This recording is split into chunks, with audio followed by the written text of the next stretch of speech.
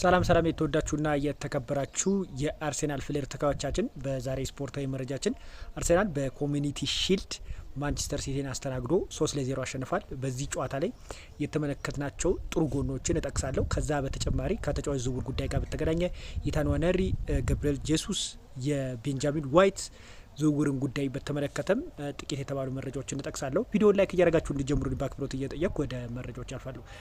ቀደም ሲል ከተጫዋች ዝውውር ጉዳይ ጋር በተገናኘ ቪክቶር ዮከረስን በተመለከተ ከባርሴሎና ጋር ስሙ መያያዙን በተመለከተ ፋብሪዚዮ ሮማኖ ያወጣውን መረጃ አጋራችኋለሁ። ከዝውውር ጉዳይ ጋር በተገናኘ ሄሱስ እስካሁን ድረስ ለምንድን ነው በዝውውር ከአርሴናል ያለቀቀው ምክንያቱ ምንድን ነው የሚለውን ነገር እንመለከታለን። የክንፍ መስመርን ጉዳይ በተመለከተ ምን አዲስ ነገር አለ የሚለውንም ነገር በዛሬ ስፖርታዊ መረጃችን ላይ ጠቅልላ አድርጌ ያቀርብላችኋለሁ። ቪዲዮውን ላይክ እያደረጋችሁ እንዲጀምሩልኝ በአክብሮት እየጠየቅኩ ወደ መረጃዎች አልፋለሁ።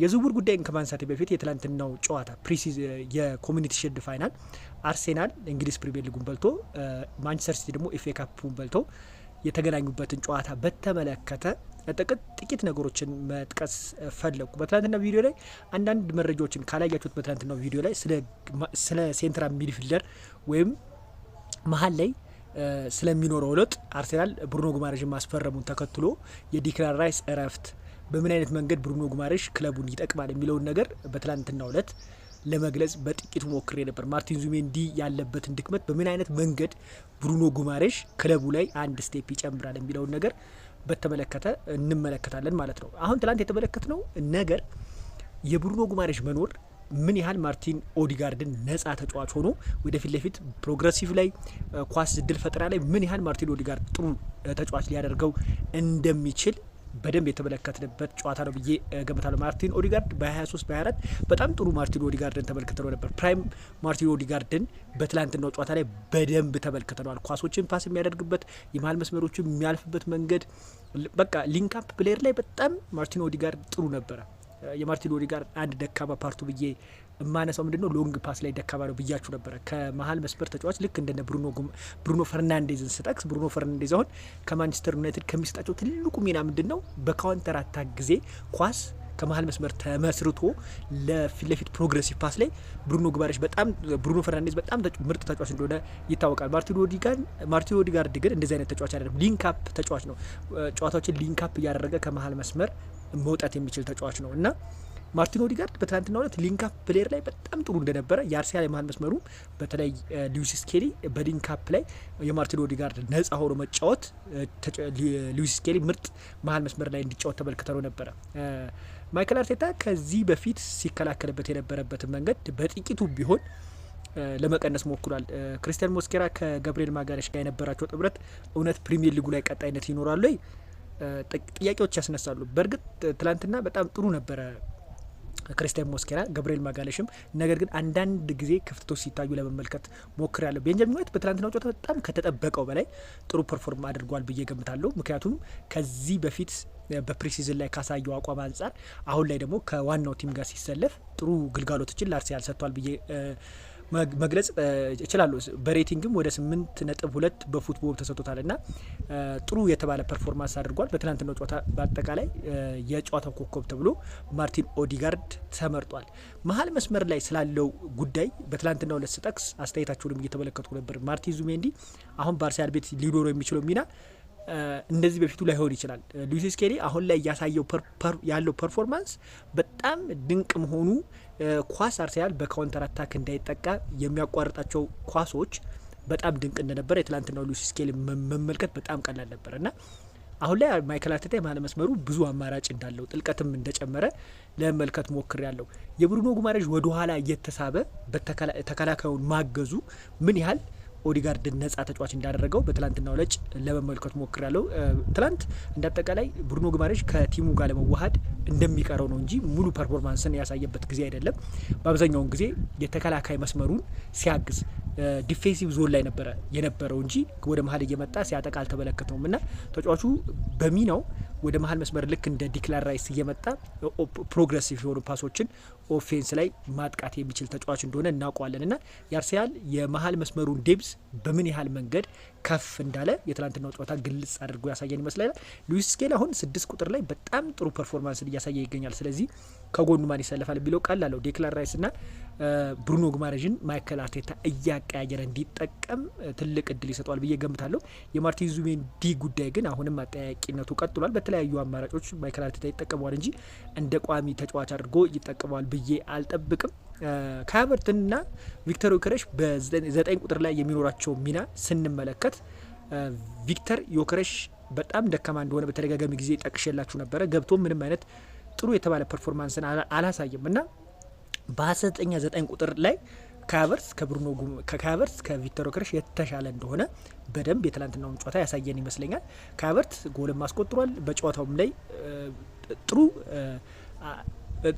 እንትን መፍጠር ችሏል፣ የተለየ ነገር መፍጠር ችሏል እና እንደ አጠቃላይ ስንመለከተው አርሴናል መሀል መስመሩ ላይ ትልቅ ነገር እንደጨመረ ለመመልከት ያስቻለን ጨዋታ ነው። ከነ ድክመቶቹ እንዳልኳችሁ አንዳንድ ድክመቶች አሉ። አዲሱ ፈራሚ ክሪስቶፎር ዞሪስ ምን አዲስ ነገር በአርሴናል ቤት ጨምሯል? የተጫዋቹን ብቃትና ለአርሴናል እየሰጠ ያለውን ግልጋሎት በጥቂት ጠቅስላችሁና የዝውውር ጉዳይን አነሳለሁ ማለት ነው። ክሪስቶፎር ዞሪስ አርሴናል በምን አይነት መንገድ አሳድጓል ስንባል ሊንክአፕ ፕሌየር ላይ አይታችሁ ከሆነ ሊንክአፕ ፕሌየር ላይ በጣም ተጫዋቹ ጎበዝ ነው።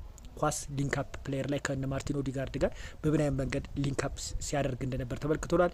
አሲስት ላይ በጣም ያተኩራል እና ተጫዋቹ አሁን ማስተካከል ያለበት አንድ ነገር ምንድን ነው? በአብዛኛውን ጊዜ ከት ሹት ማድረግ ላይ ጥያቄ ያለበት፣ በአብዛኛውን ጊዜ ኳሶቹ ውሳኔዎቹ በማቀበል ላይ እንጂ መምታት ላይ ደካማ እንደነበረ አይቷለሁ። ትሮሳርድ አይታችሁት ከሆነ ከክንፍ መስመር ላይ ምን ያህል ኳሶቹን ሲያስቆጥር እንደነበረ በደንብ ተመልክተዋል ና ያንን ነገር ከትሮሳርድ ምናጣ ይመስለኛል። በቀጣይ ያን ነገር እነጣለን። ፋይናል ሰርድ ላይ በአብዛኛው ጊዜ ውሳኔው ምንድነው ማቀበል ላይ ፎከስ ያደረገ ነው እና ውሳኔ ሰጥቶ ራሱ በራሱ ኳሶቹ መምታት ላይ ግን ጥያቄ እንዳለበት አይቼዋለሁ። ተጫዋቹ ያን ነገር ቢያስተካከል ተጫዋቹ እስካሁን ከፊርማው አንጻር ጥሩ የተባለ ቁጥራዊ እንቅስቃሴም በትናንትናው ዕለት አሲስት ማድረግ ችሏል ና ጥሩ እንቅስቃሴ ነው ብለን መናገር እንችላለን። ከድክመቶች ውስጥ እንዳልኳችሁ ከትሮሳርድ ማናገኘው ነገር ምንድነው? ከጎል ውጭ ላይ መምታት፣ ድሪብል አድርጎ ተጫዋቾች መግባት ላይ አሁን ጥያቄ እንደሰበታል። ድሪብል አድርጎ መግባት ላይ አሁንም ጥያቄ እንዳለበት ለመመልከት ሞክራለሁ። ዝውውሩን ጉዳይ በተመለከተ ጥቂት ነገሮችን ላጋራችሁ፣ ምክንያቱም ብዙ አፕዴት የሆነ መረጃ የለም። ስለ ጨዋታው ለማንሳት የፈለኩበትን ምክንያት ነው። ቪክተር ዮከረስ ከባርሴሎና ጋር ስሙ መያዙን ተከትሎ ፋብሪዞ ሮማኖ እስካሁን ድረስ ባለኝ መረጃ መሰረት ተጫዋቹ ባርሴሎና ጋር ምንም ስሙ እንዳልተያያዘ ጠቅሷል ማለት ነው። የቪክተር ዮከረስ ጉዳይ በቀጣይ በአርሰናል ቤት ይቆያል የሚል እምነት የለኝም። ምክንያቱም እየሰጠ ካለው ግልጋሎት አንጻር አርሰናል ደግሞ ትክክለኛ የዋንጫ ተፎካካሪ ከመሆኑ ጋር በተገናኘ ይህ ተጫዋች በክለብ ውስጥ ቢቆይ ጥቅም ከሚያገኝበት ይልቅ የሚጎዳበት ነገር ስለሚብስ አርሰናል በሁኔታዎች ላይ እንደሚንቀሳቀስ ይጠበቃል። በትላንትናው ጨዋታ ማርቲን ኦዲጋርድ የጨዋታው ኮከብ ተብሎ መመረጥ ችሏል። ከገብርኤል ማርቲኔሊ ጋር በተገኘ ማቴዎ ሞሬንቶ ይህንን መረጃ አጋርቷል። አልናስር የገብርኤል ማርቲኔሊ ሁኔታ በቅርበት እየተከታተለ ይገኛል። አርሰናል ለተጫዋቹ ከ50 ሚሊዮን ዩሮ በላይ እንደሚፈልግም ተጠቅሷል። ተጫዋቹ እስካሁን ድረስ በአርሴናል ቤት ስላለው ቆይታ የተረጋገጠ ነገር የለም። ትላንትናም ሙሉ ጨዋታውን ማለት ይቻላል ተቀይሮ አልገባም። ያ ደግሞ የሚጠቁሙን ነገሮች አለ። ከክለቡ የሚለቅበት እድል እንዳለ ተጠቅሟል። ገነርስ ብሎክ ከአርሰናል የተጫዋች ዝውውር ጉዳይ ጋር በተገናኘ ይህንን አስነብቧል። ትልቅ ጥራት ያለው የመስመር አጥቂ ተጫዋች ፊርማ አርሰናል እንደሚያደርግ ተስፋ እንዳለው ጠቅሷል። ነገር ግን ባያስፈርምም አልገረምም። በክለቡ ያሉት ተጫዋቾች ጥራት እንዳላቸው የጠቀሰበት መንገድ አለ። የክንፍ መስመር ጉዳይ በተመለከተ አርሰናል ተጫዋቾችን የሚለቅ ከሆነ እንደነ ገብርኤል ማርቲኔሊ ያሉ ተጫዋቾች የሚለቁ ከሆነ ተጫዋች ያስፈራል። ኢታን ዋነሪን በተመለከተ ፋብሪዞ ሮማኖ ያጋራውን መረጃ ላጋራችሁ። ኢታን ዋነሪ ለማስፈረም የጀርመን ክለቦች ጨምሮ ጋላታሳራይ ከአርሰናል ጋር ስላለው ሁኔታ ተጠያይቋል። አሁን ላይ ከነዚህ በተጨማሪ የፕሪሚየር ሊግ ክለቦች ፍላጎት አሳይተዋል። አርሰናል እነዚህ ክለቦች በቅርቡ ተጫዋቾች ለማስፈረም እንደሚመጡ ይጠበቃሉ። ኢታን ዋነሪ ላይ ብዙ ፍላጎት ስላሉ ውሳኔዎች ተጫዋቹ እንደሚፈልገው ይሆናል ሲል ፋብሪዞ ሮማኖ ገልጿል። ቦሩሲያ ዶርትመንድ፣ አርቢ ላይፕዚግ ከጀርመን ተጫዋቹን ለማስፈረም የሚፈልጉ ክለብ እንደሆነ እየተዘገበ ይገኛል። ከዛ በተጨማሪ የኦሺሜንን ጉዳይ በተመለከተ አርሰናል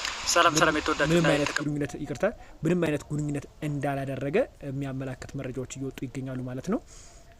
ክንፍ መስመር ላይ አሁን ላይ አርሰናል እንግዲህ እንቅስቃሴ በዞሊስ ከሚቀጥል ተጨማሪ ተጫዋች ቢያስመጣ የተሻለ ባይ ነው። ተከላካይ መስመር ላይ ግን የኢዝሪ ኮንሳ ጉዳይ አሁን በደንብ በጥሩ መንገድ እየተንቀሳቀሱ እንደሆነ አርሰናሎች የሚያመላክት መረጃዎች እየወጡ ይገኛሉ ማለት ነው።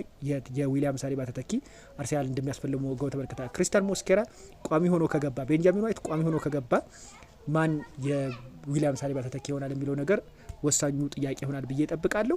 ከዛ በተጨማሪ ከተጫዋቾች ከዊሊያም ሳሊባና ከጁሪያን ቲምበር ጉዳት ጋር በተገናኘ በትላንትናው ዕለት የወጣውን መረጃ እንደሚጠቁመን ከሆነ የመጀመሪያውን የፕሪሚየር ሊግ ጅማሮ ላይ አርሰናሎች ተጫዋቾችን እንደማያገኛቸው ሁለቱም ተጫዋቾችን ለአርሰናል ግልጋሎት እንደማይሰጧቸው እየተዘገበ ይገኛል። የዛሬ አጫጭር ስፖርታዊ መረጃ አርሰናል በተመለከተ ይህንን መሳብ በሌላ ቪዲዮ እስክንገናኝ መልካም ጊዜ ተወኞች ነው።